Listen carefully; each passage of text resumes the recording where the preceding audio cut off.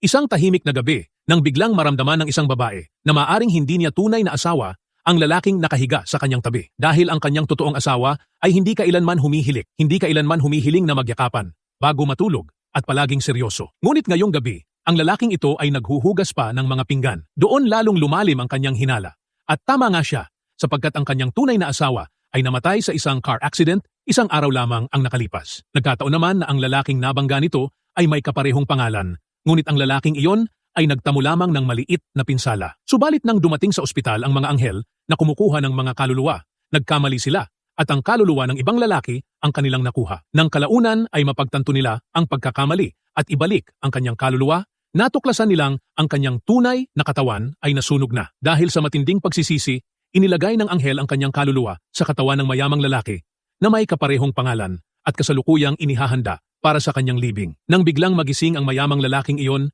nagulat ang lahat. Ang lalaking iyon na ang tunay na pangalan ay Cheol Hoon ay isang malaking bank manager na dating mahigpit magsalita sa kanyang mga tauhan at maging sa kanyang asawa. Ang kanyang asawa na si Yejin ay pagod na sa malamig nitong pamumuhay. Ngunit ngayon, ibang kaluluwa na ang nasa katawan na iyon. Isang masayahin, emosyonal at mapagmahal na chef ng maliit na restaurant, isang lalaking palaging masaya kasama ang kanyang pamilya. Nang mabalitaan ng media na nagising si Cheol Hoon, nagkaroon ng kaguluhan sa mga news channel. Hindi maunawaan ng mga doktor kung ano ang nangyayari. Ang bagong lalaking iyon, nang tingnan niya ang mga taong nasa paligid, ay nalito. Nang makita niya ang kanyang mukha sa salamin, napagtanto niyang may mali. Tinawagan niya ang kanyang tunay na asawa na si Miran. Ngunit inakala nitong biro lamang iyon at pinagalitan siya bago ibinaba ang tawag. Pagkaraan, dumating sa ospital ang isa sa kanyang matandang kaibigan na hindi siya makilala. Sinubukan ng bagong lalaki na umalis sa ospital at bumalik sa kanyang dating tahanan, ngunit upang patunayan na siya ay ganap na maayos, nagsagawa siya ng isang masayang sayaw na lalo pang ikinagulat ng kanyang asawa. Naisip nito kung siya pa ba talaga ang dating galit na asawa. Sa tulong ng kanyang kaibigan, nakalabas siya ng ospital at nakarating sa kanyang lumang bahay. Doon, palabas ng bahay ang kanyang asawang si Miran habang may dalang basurahan. Nang magkita sila, sinabi niya ang katotohanan at binanggit ang mga bagay na tanging mag-asawa lamang ang nakaalam. Ngunit inakala ni Miran na siya ay isang nakakatakot na tao. Maging ang kanyang kaibigan ay hindi makapaniwala na siya ang parehong Cheol Hoon na palaging seryoso. Nang maglaon, bumalik siya sa bahay ng mayamang pamilya at naroon sa kanyang harapan ang kanyang bagong asawa at dalawang anak. Nalilito, pumasok siya sa banyo at malakas na umiyak. Paglabas niya matapos maligo, pumasok ang asawang si Yari na nakasuot ng night dress at nagulat nang makita ang lumang lingerie ng ibang babae sa loob ng aparador. Inakala ng pamilya na sinapian ng espiritu si Cheol Hoon, kaya tumawag sila ng pari. Ngunit ang kawawang pari pa ang siya mismong natumba. Isang taga-kolekta ng kaluluwa na nakaupo sa isang puno ang napagod na sa panunood ng lahat ng nangyayari. Dahil ngayon, sa loob ng katawan na iyon ay isang mabait at emosyonal na lalaking taga-kapitbahayan na ang pangarap lamang ay magpatakbo ng maliit na restaurant. At matapos ang kanyang kamatayan, nagsara pa ang tindahan at nabaon sa utang ang kanyang pamilya. Pagkatapos, mabigat ang loob niyang bumalik at humingi ng pera sa mayamang ina ni Cheol Hoon. Nang walang pag-aalinlangan, binigyan siya nito ng 1 crore cash na hawak niya mismo. Nagkunwari siya bilang isang delivery boy at ipinadala ang perang iyon sa isang parcel para sa kanyang tunay na asawang si Miran. Nang buksan nila ng kanyang pamilya ang pakete, labis silang nagulat sa dami ng pera. Marahil ay hindi pa nila nakita ang ganoong kalaking halaga sa buong buhay nila. May kasama rin itong maliit na sulat kung saan nakasulat na kung sakaling magkaroon sila ng problema, makipag-ugnayan lamang sa numerong iyon. Habang ginagawa niya ang lahat ng ito, hindi niya mapigilan ang pagluha. Kahit napakalapit niya sa sarili niyang pamilya, hindi niya masabi kung sino talaga siya. Ngunit pagbalik niya sa bahay ni Cheol Hoon ng gabing iyon, may bago na namang problema ang sumulpot. Tumawag ang kerida ni Cheol Hoon at sa mismong sandaling iyon ay pumasok ang kanyang asawang si Yejin na may dalang mga prutas. Sa nakita niyang ekspresyon sa mukha nito, agad niyang naunawaan ang lahat. Doon niya napagtanto na may relasyon pala si Cheol Hoon sa ibang babae at nakatakda na ring makipaghiwalay si Yejin kay Cheol Hoon. Napalibutan siya ng matinding kalituhan. Kinabukasan, pagdating niya sa opisina, isang babae ang mahigpit na yumakap sa kanya na labis niyang ikinailang, kaya dali-dali siyang tumakbo palayo. Sumigaw ang babae at sinabi na tila isa pala siyang malikot na lalaki. Kinagabihan, nang dumating si Hyejin na may dalang gamot at paalis na sana, marahan niya itong pinigilan. Sinabi niyang may iba siyang nakikita na babae. Pagkatapos ay pumunta siya sa simbahan at ibinuhos ang kanyang saloobin sa isang padre. Sinabi niyang nagbago na siya, na nagbago ang kanyang katawan at ang lahat. Ngunit inakala lamang ng padre na hindi niya iniinom ang kanyang gamot. Pagkaraan, pumunta siya sa nag-iisang kaibigan ni Cheol Hoon na si Asoy at bigla niyang naalala ang kanyang ama. Naisip niya na tiyak na maniniwala ang kanyang ama sa kanya. Isinama niya si Asoy at nagtungo sila sa bahay ng kanyang ama. Pagharap pa lamang niya rito, sinabi niyang siya ang kanyang anak at inalala pa ang lahat ng lumang alaala. Ngunit taliwa sa kanyang inaasahan, malakas siyang sinampal ng kanyang ama at tinanong kung nababaliw na rin ba siya. Wala siyang magawa. Kaya kinabukasan, tinawagan niya ang kanyang anak at nakipagkita rito bilang isang kaibigan. Ipinakain niya rito ang paborito nitong pizza. Sa kanilang pag-uusap, nalaman niya na napilitan si Miran na magtrabaho sa isang mall at ang kanyang ama ay patuloy pa ring nagtatrabaho sa isang construction site tuwing gabi. Nang marinig niya ito, tila nadurog ang kanyang puso. Sinabi niya sa kanyang anak na ayaw nila ng kanyang ina na ginagawa niya ang lahat ng trabahong iyon. Ngunit pagbalik niya sa bahay ni Cheolhoon, isa na namang tensyon ang naghihintay sa kanya. Nadiskubre na mahilig si Cheolhoon sa pinya, ngunit hindi man lamang niya ito ginalaw. Muling nagduda si Hyejin. Hindi ito maaaring si Cheolhoon. Ngunit makalipas ang ilang sandali, kinumbinsi niya ang sarili na baka imahinasyon lamang niya iyon. Gayunman, hindi pa rin siya mapalagay. Ngunit ang pinakamalaking pagsubok ay darating pa lamang. Pagdating niya sa opisina, hindi niya maunawaan kung ano ang nangyayari. Nakatayo sa pila ang lahat upang salubungin siya at isa-isa niya silang binabati nang may magkadikit na mga palad. Naisip ng lahat kung siya pa ba talaga ang dati nilang galit na boss. Sinabi niyang wala siyang alam at magtutulungan silang lahat sa trabaho. Nayanig ang kanyang assistant. Inakala nitong umaarte lamang ang boss. Sinabi nito sa team na sa pagkakataong ito ay may malaking mangyayari. Agad namang pumasok ang vice president upang magulat. Ngunit sinabi ni Cheolhoon na sila na ang magpasya kung ano ang nais nilang gawin at pag-isipan nilang mabuti ang dapat gawin. Umupo lamang si Lolo sa isang sulok, ganap na nalilito sapagkat wala talaga siyang alam sa mga nangyayari. Nang sa wakas ay maunawaan ni Lolo kung ano ang tunay niyang papel sa kumpanya. Kumuha siya ng isang aklat at nakakagulat kahit hindi siya nakapag-aral. Naunawaan niya ang bawat linya sa librong iyon. Isa ba itong palatandaan na hindi tuluyang nawala ang tunay na alaala ni Cheolhoon, kundi nakatago lamang? Maya-maya, pumasok ang kanyang sekretarya at ipinaalam na kailangan niyang sumagot sa isang international call. Kinakabahang inangat ni Lolo ang telepono, ngunit nang marinig niya ang matatas na English sa kabilang linya, una siyang natakot. Ngunit napagtanto niyang malinaw niyang nauunawaan ang lahat. Nakakasagot pa siya ng maayos sa English. Ngunit ang susunod na problema ay ang login password sa bank system. Wala siyang maalala. Sa sandaling iyon, tumawag ang head president at nagtanong kung kumusta ang kanyang kalusugan. Walang pag-aalinlangang sinabi ni Lolo na nakalimutan niya ang password. Ngunit sa kanyang pagkabigla, agad itong ibinigay ng presidente. Naisip niya kung paano nito nalaman ang kanyang pribadong password. Pagkatapos ay naisip ni Lolo na umuwi ng maaga sa araw na iyon. Ngunit bago siya tuluyang makaalis sa opisina, nagtanong pa siya kung kanino ba dapat magpaalam para makauwi. Muling nagulat ang lahat. Buti na lamang at dumating ang kanyang kaibigang gwardiya na si Asoy at binigyan siya ng pahiwatig na siya ang nagdedesisyon sa lahat. Habang papalabas, yumuko si Lolo sa lahat at humingi ng paumanhin. Pagkaalis niya, natuwa ang mga tauhan at inisip na makakauwi na sila ng maaga sa araw na iyon. Ngunit makalipas lamang ang ilang minuto, bumalik si Lolo at sinabi na may naalala siya. Kapag tapos na ang trabaho, maaari na silang umuwi. Hanggang sa sinabi niya na magkita na lamang sila bukas. Muling kinabahan ng lahat, iniisip na baka sinusubok lamang sila ng boss. Kaya bumalik silang lahat sa kani-kanilang mesa at nagpatuloy sa trabaho. Samantala, ang sanhi ng lahat ng kaguluhang ito, ang mensahero ng ilalim ng mundo, ay sa wakas nakatanggap ng tulong. Dumating ang isang makapangyarihang nilalang na tinatawag na Cat Guardian na may libo-libong magkakaibang personalidad sa loob niya. Sinabi nitong mananatili siya roon hanggang sa makabalik ang kawawang lalaking ito sa kanyang tunay na tahanan. Pagkatapos, nagtungo silang dalawa sa library kung saan mukhang may iniisip si Lolo. Bigla, nagbago ng anyo ang Cat Guardian at naging isang napakagandang babae upang subukin si Lolo. Nang mapansin niya ang bahagyang malikot na tingin ni Lolo, naunawaan niyang nakatago pa rin sa loob ang tunay na ugali ni Cheolhoon. Kahit gaano pa man siya magmukhang inosente ngayon, sa kaibuturan ay siya pa rin iyon. Naisip ng Cat Guardian na matapos makamit ang napakaraming kagandahan at katalinuhan, babalik pa kaya ang lalaking ito sa dati niyang payak na buhay at sa kanyang asawa? Nang gabing iyon, napansin ni Lolo na hindi pa natutulog si Yejin. Nakaupo ito sa sala at tila may hinihintay. Nang tanungin, sinabi nitong sumama ang kanilang anak sa isang treasure hunt kasama ang mga kaibigan.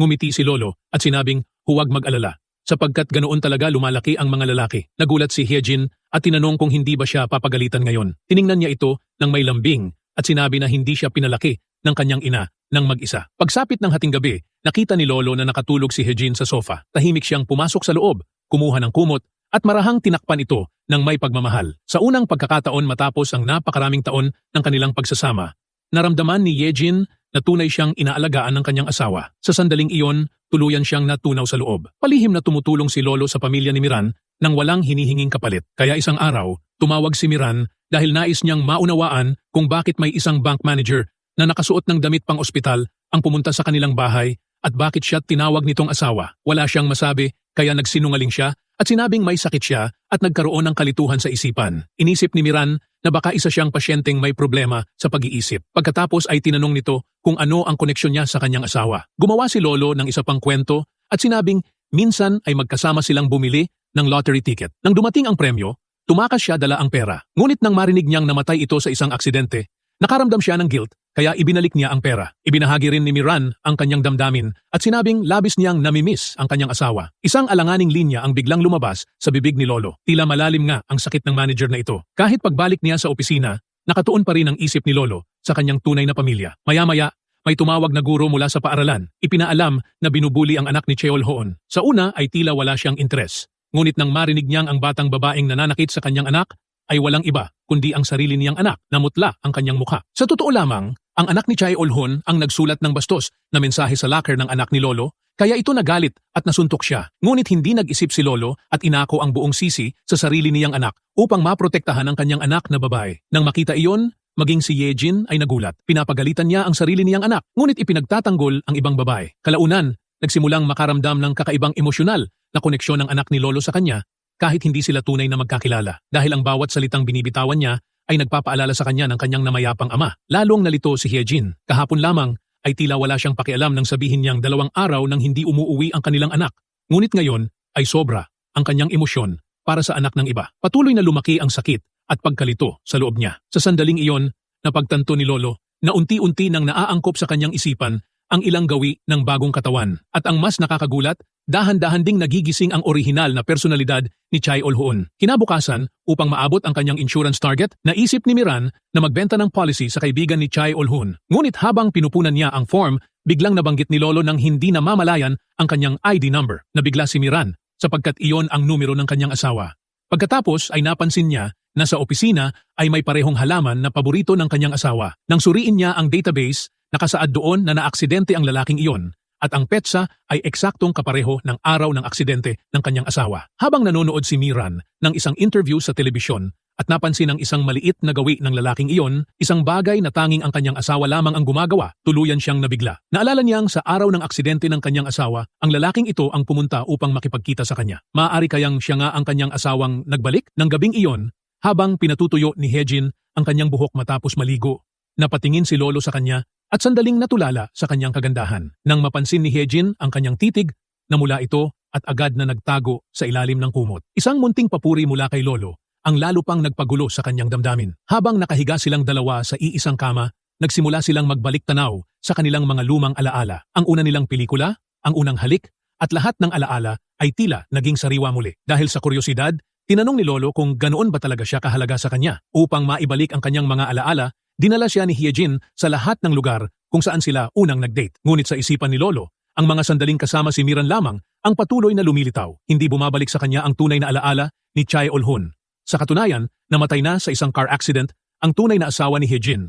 Ngunit dahil pareho ang pangalan ni Lolo at ni Cheol Hoon, nagkamali ang anghel mula sa ilalim ng mundo at kinuha ang buhay ni Lolo kahit isa lamang siyang ordinaryong tao. Nang mapagtanto ang pagkakamali, ibinalik ang kanyang kaluluwa sa katawan ni Cheol Hoon. Isang araw, pag-uwi ni Hyejin mula sa trabaho, espesyal siyang nag-ayos. Nagplano siya ng isang romantic dinner upang maibalik ang init sa kanilang relasyon. Ngunit nang makauwi siya at makita na ni hindi man lamang tumugon si Lolo, bahagyang bumigat ang kanyang puso. Habang nililinis ni Hyejin ang study room ni Lolo, may nakita siyang isang kahon na puno ng mga bagay na hindi kailanman ginagamit ni Cheol Hoon. Mayroon ding isang notebook na puno ng detalyadong tala tungkol sa iba't ibang uri ng labanos. Nang makita niya ang lahat ng iyon, nakaramdam siya ng kakaiba. Ngunit hindi niya maunawaan na ang lalaking nasa harapan niya ay isa ng ganap na ibang tao. Samantala, palihim na nakipagkita si Lolo kay Miran dahil maging si Miran ay nagsimula ng maghinala na maaaring ang lalaking ito ay ang kanyang namayapang asawa. Upang makumpirma ang kanyang pagdududa, dinala niya si Lolo sa maliit na restaurant na dating pinapatakbo ng kanyang asawa. Nang makita niya ang matinding emosyon sa reaksyon ni Lolo sa lugar na iyon, hindi na napigilan ni Miran ang sarili at tuluyang nagtanong kung siya nga ba talaga iyon. Ngunit nahati si Lolo sa pagitan ng dalawang buhay. Itinanggi niya ang kanyang pagkakakilanlan sapagkat kung sasabihin niya ang totoo, magiging mahirap iyon tanggapin para sa dalawang pamilya. Gayunman, hindi sumuko si Miran.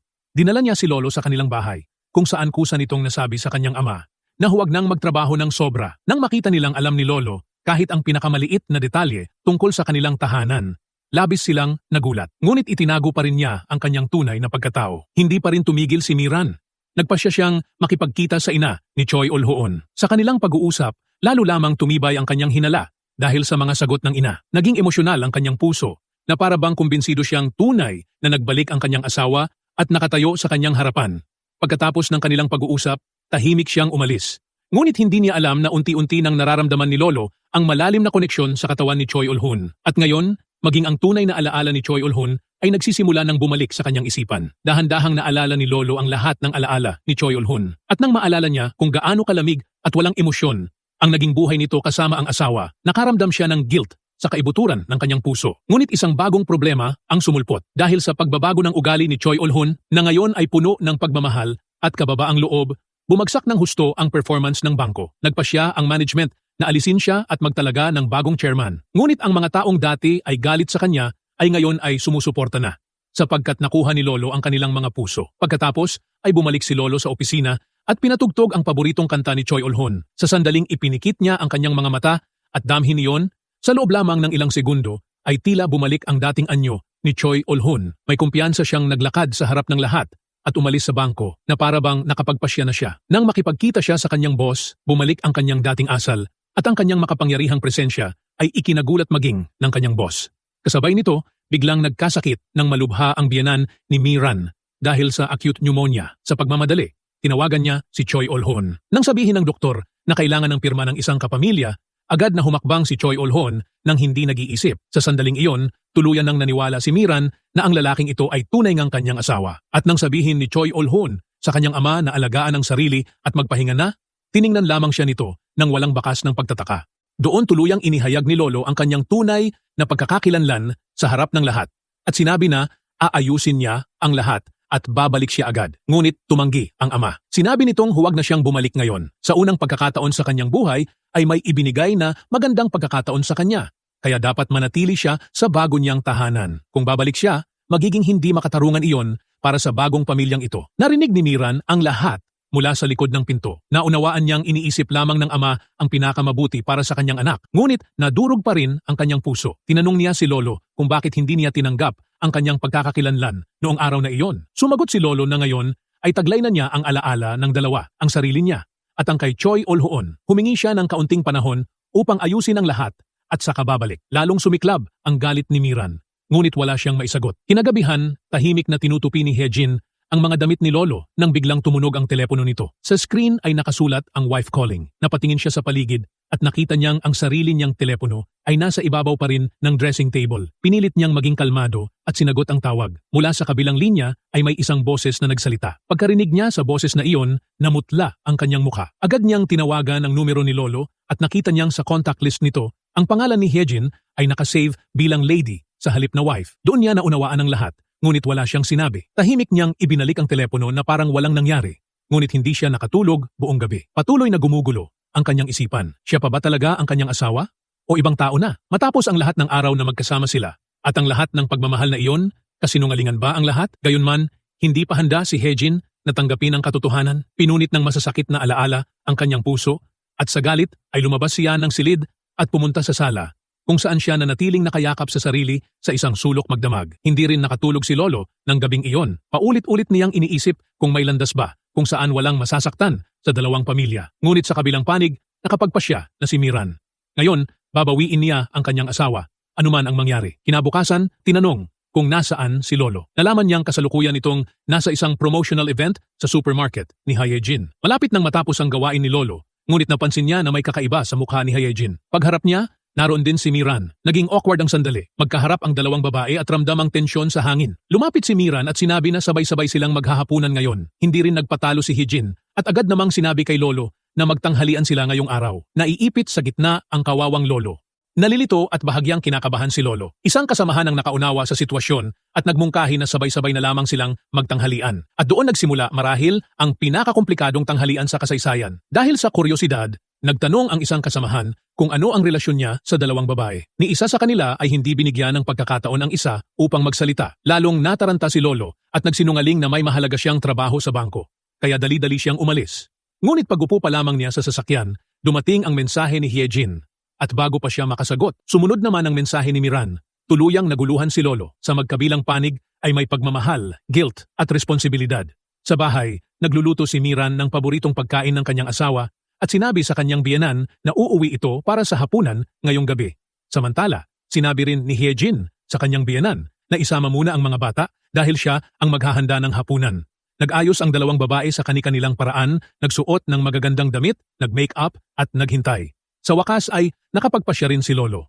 Una siyang pumunta sa bahay ni Hyejin. Pagkakita sa kanya, lumiwanag sa saya ang mukha ni Hyejin. Habang naghahapunan, pinaalala niya ang matatamis nilang alaala noon. Ngunit nakita ni Lolo ang maling pag-asa sa kanyang mga mata at ayaw niyang patuloy itong mabuhay sa kasinungalingan. Maingat niyang sinabi na si Chai Olhoon at siya ay nagbabahagi na lamang ngayon ng mga alaala. Iyon na lamang. Pagkatapos ay nagtungo siya sa bahay ni Miran. Labis-labis ang tuwa ni Miran at paulit-ulit siyang pinagsilbihan ng pagkain. Ngunit walang kapayapaan sa mukha ni Lolo. Ramdam ng ama ang distansya sa pagitan nilang mag-asawa. Hindi naging maayos ang hapunan. Nang gabi ring iyon, habang magkatabi silang nakahiga sa kama, napagtanto ni Miran na may kulang pa rin sa pagitan nila. Ang malamig na kilos ni Lolo ay nagpapaalala sa kanya ng puwang na iyon. Samantala, si Hyejin na araw-araw naghihintay sa kanya ay labis na nalungkot kaya isang gabing maulan ay nawalan siya ng malay. Agad tumawag ang anak sa kanyang ama. Nang malaman ito ni Lolo, sa kabila ng pagtutol ni Miran, nakapagpasya siya. Pinili niyang pumunta kay Hyejin. Malakas ang ulan. Tumakbo si Miran sa basang kalsada at umiiyak na nakiusap kay Lolo na huwag umalis. Ngunit marahan niyang binitawan ang kanyang kamay sapagkat nakapagpasya na ang kanyang puso. Nahulog na siya sa pagmamahal kay Hyejin. Sa sandaling iyon, naunawaan ni Miran ang lahat. Luhaan niyang sinabi na bumalik na ito sa tunay nitong tahanan. At ganoon nga, sinunod ni Lolo ang kanyang puso at nagsimula ng bagong buhay kasama si Hyejin. Ngunit ngayon, hindi na lamang siya isang bank manager at hindi na rin basta simpleng may-ari ng maliit na restaurant. Siya ay naging pinaghalong alaala ng dalawang buhay. Isang bagong simula, isang bagong pagkatao, naging perpektong asawa na siya at isang mapagmahal na ama. Tila unti-unti nang nagtatapos ang lahat sa isang payapang paraan. Ngunit may nakahandang huling pag-ikot, ang tadhana. Isang araw, nagkataong pareho silang namili ni Miran sa iisang supermarket. Hindi inaasahang nagkita silang muli. Iginiit ni Lolo na ihatid na niya ito pauwi at pumayag si Miran. Habang kinukuha ni Lolo ang sasakyan sa parking area, naghihintay si Miran sa labas. Bigla, may isang lalaking nakabangga sa kanya at nalaglag sa lupa ang mga prutas. Sa hindi inaasahang sandali, may isang sasakyang mabilis na dumating at malakas siyang nabangga. Nang patakbong dumating si Lolo, nakita niya si Miran na nakahandusay sa lupa at nababalot ng dugo. Sa ospital, ginawa ng mga doktor ang lahat. Ngunit hindi nila nailigtas si Miran. Nakumpirma ang kanyang pagkamatay. Sa parehong ospital, dumating ang anghel mula sa ilalim ng mundo na minsang nakaramdam ng guilt at ngayon ay nakaramdam din ng sakit. Hinarap niya si Lolo at sinabi ang buong katotohanan. Ipinagtapat niya kung paanong siya ang may kasalanan. Kung paano nagkamali sa pagkuha ng buhay ni Lolo imbes na kay Chi Olhun. At kung paano nagkagulo ang lahat. Gumawa ng isang malaking desisyon si Lolo. Umuwi siya, kumuha ng isang notebook at isinulat ang mahahalagang bagay. Pagkatapos ay tahimik siyang pumasok sa silid at pinagmasdan si Hyejin. Pagmamahal lamang ang nasa mga mata nito. Ngunit may tahimik ding lungkot. Mahigpit niya itong niyakap at binigyan ng isang malalim at punong-punong halik ng pagmamahal. Sa mismong sandaling iyon, ginamit ng anghel ang kanyang kapangyarihan at nagsimulang umurong ang oras. Bumalik ang lahat sa eksaktong punto kung saan unang nagkamali ang lahat. Si Chi Olhoon ay muli na namang naging malamig at bastos na manager. Si Hyejin ay muling nagpaplanong makipaghiwalay. Si Lolo ay bumalik sa kanyang maliit na restaurant, nagluluto ng Chinese food. Ang lahat ay bumalik sa dati nitong kalagayan. Ngunit hindi pa rin doon nagtatapos ang kwento. Nang gabing iyon, na naginip si Chi Olhun, may mga sulyap ng mga pangyayaring naganap bago umurong ang oras. Pagkagising niya, agad siyang nagtungo sa kanyang study at pinuksan ang parehong notebook na iniwan ni Lolo para sa kanya noon. Sa notebook, nakasulat ang lahat ng pangyayari hanggang April. Ngunit March 15 pa lamang noon. Kinaumagahan, paglabas ni Chi Olhun ng bahay, nakaramdam siya ng kakaibang pangamba. At nang siya ay magmamaneho na sana papasok sa trabaho, muling nag-flash sa kanyang isipan ang malinaw na alaala ng nakamamatay na car accident. Kaya pinili niyang huwag magmaneho papasok sa opisina sa araw na iyon. Kasabay nito, dumating si Lolo sa Shinhua Bank upang mag-apply ng loan. Ngunit natuklasan ng clerk na mayroon ng aktibong loan na nakapangalan sa kanya. Mariing iginiit ni Lolo na hindi iyon totoo. Nang marinig ni Manager Chi Olhun ang tungkol sa sitwasyon, agad niya itong inimbestigahan at natuklasan na ang empleyadong humawak sa luwan na iyon ay matagal nang umalis sa kumpanya. May kutob si Chi Olhun na may kakaibang nangyayari. Kaya sinabi niya kay Lolo na umuwi muna at maghintay ng resulta. Pagbalik niya sa kanyang opisina, biglang bumuhos ang lahat ng alaala ni Chi Olhun. Naalala niya ang lahat. Ang pagpalya ng preno ang naging sanhi ng aksidente sa sasakyan. At pagkatapos noon, muling nabuhay si Lolo sa loob ng katawan ni Chi Ol-hun. Ang hindi inaasahan ni Chi Ol-hun ay kahit lumipas ang panahon, dala pa rin niya ang lahat ng alaala ni Lolo, kasama ng sarili niyang mga alaala. Samantala, habang nasa bahay si Lolo kasama si Miran at nag-aalala tungkol sa problema sa loan, biglang nakatanggap ng tawag si Miran. Mula iyon sa bank manager na si Chi Ol-hun. Hiniling niya kay Lolo na pumunta sa bangko at makipagkita sa kanya. Nang sa wakas ay magharap ang dalawang Chi Ol-hun na may iisang pangalan, pareho silang nakaramdam ng kakaibang pamilyaridad na para bang matagal na silang magkakilala. Sinabi ni Chi Ol-hun kay Lolo na siya na ang bahala sa problema sa loan at tinulungan pa niya itong mag-apply para sa Wuxi loan. Sa unang pagkakataon ay nakakita ako ng taong kapareho ko ng eksaktong pangalan. Tunay na kamangha-mangha, wika niya. Hindi nagtagal, tahimik na bumisita si Chi Ol-hun sa maliit na restaurant na pinapatakbo ni Lolo. Habang pinagmamasdan niya ang pamilya ni Lolo na masayang nagtatawanan at namumuhay ng payapa, napahanga siya sa hiwaga ng tadhana at nakaramdam ng biglaang init sa kanyang puso. Para sa isang taong dati ay malamig at walang pakialam, kakaiba at bago ang damdaming iyon. Unti-unti siyang nagsimulang magmalasakit sa mga tao sa paligid niya, kaya labis na nagulat ang kanyang pamilya sa pagbabago ng kanyang ugali. Pagkatapos ng hapunan, kusa pa siyang tumulong sa kanyang asawa sa paghuhugas ng mga pinggan. Paano ka naging ganito? Paano mo ako nagagawang sorpresahin ng ganito? Manghang sabi nito. Pagkatapos ay sinabi ni Chi Ol-hun na nais niyang isama si Hyejin sa paglalakad. Sa ilalim ng init ng kanyang taos-pusong pag-amin, dahan-dahang naghihilom ang pusong minsang nabasag ni Hyejin. Ngunit wala siyang kaalam-alam sa lahat ng pinagdaanan ng lalaking nasa kanyang harapan. Kinabukasan, pumunta si Chi Ol-hun sa bahay ni Lolo at nagkataong nakasalubong si Miran na palabas upang magtapon ng basura. Agad siya nitong nakilala bilang bank manager na si Chi Ol-hun at taos-pusong nagpasalamat sa pagtulong nito sa kanilang pamilya upang makuha ang Wuxi loan. Inabot pa niya rito ang isang maliit na regalo bilang pasasalamat. Sa huli, tumingala si Yun Chul sa langit at buong pusong nagpasalamat sa himalang kanyang natanggap. Sinabi niyang mula ngayon ay mamumuhay siya ng masaya at babalik matapos iyon. At sa ganitong paraan nagtatapos ang emosyonal at puno ng pagmamahal na kwentong ito. Maraming salamat po sa patuloy na pagsuporta sa Nilagang Money. Hanggang sa muli. Kung nagustuhan mo ang aral sa istorya na to, huwag kalimutang mag-subscribe sa channel at pindutin ang notification bell para lagi kayong updated sa mga susunod nating uploads.